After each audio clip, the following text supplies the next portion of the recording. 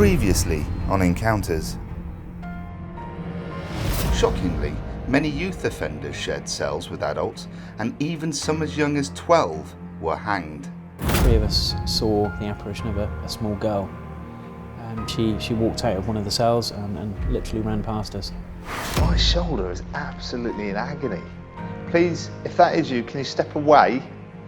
Please. Oh, please step away. Are you the spirit that was just affecting me?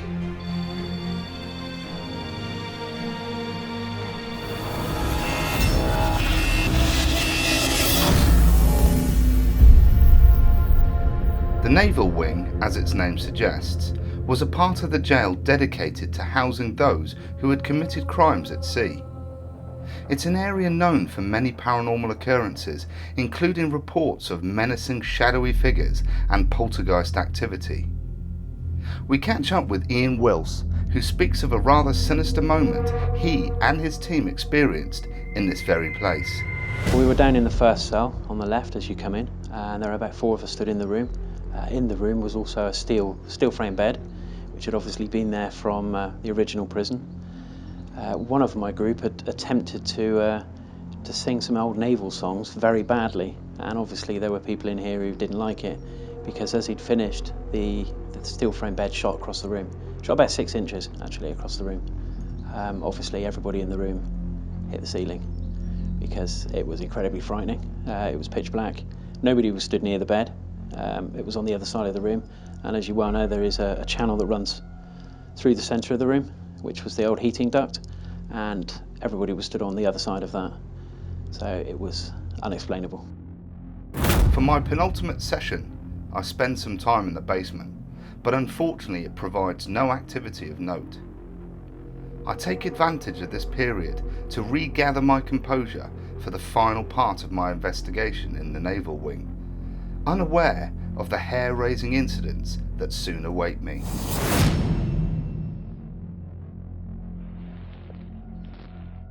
I carry out an initial sweep, calling out to any presence that may inhabit this area, completely unprepared for the response that follows.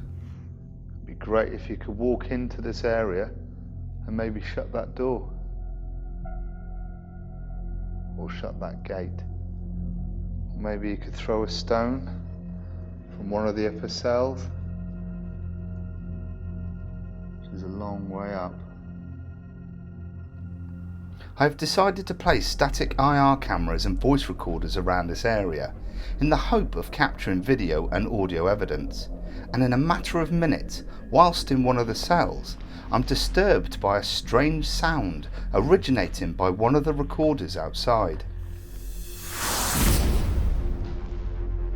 It is pitch black in here.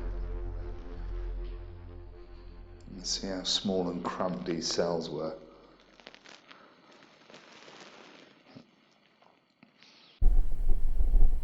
What was that? Hello? Somebody here? You'd be forgiven for thinking the sound was caused by a gust of wind.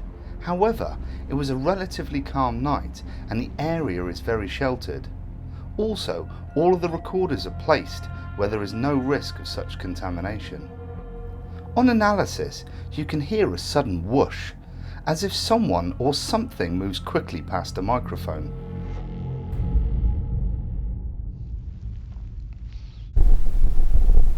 What was that? Hello?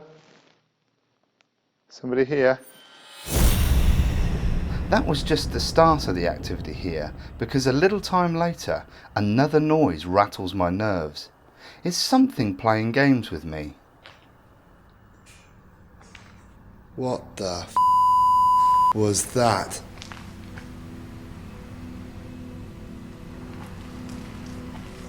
That was in here.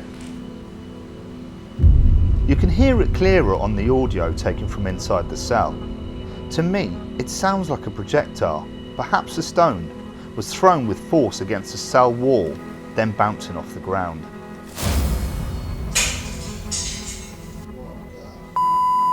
What was that? I'm beginning to wonder if something is purposely responding to the requests I made earlier. If you remember, I asked any spirit present to throw a stone or move the gate. It seems my requests didn't go unnoticed. Just watch what happens next.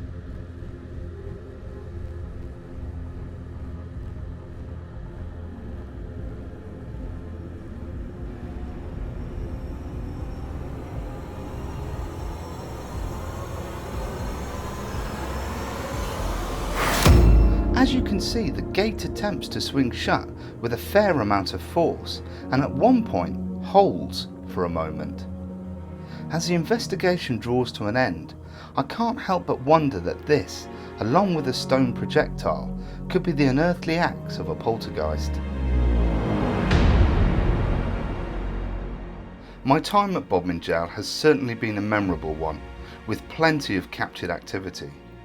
I'm astounded at the level of detailed and relevant interactions using the ITC and REM pod devices, and with the variety of unexplained noises, physical experiences and potential poltergeist activity, I'm in little doubt that this location has somehow facilitated a connection to the other side.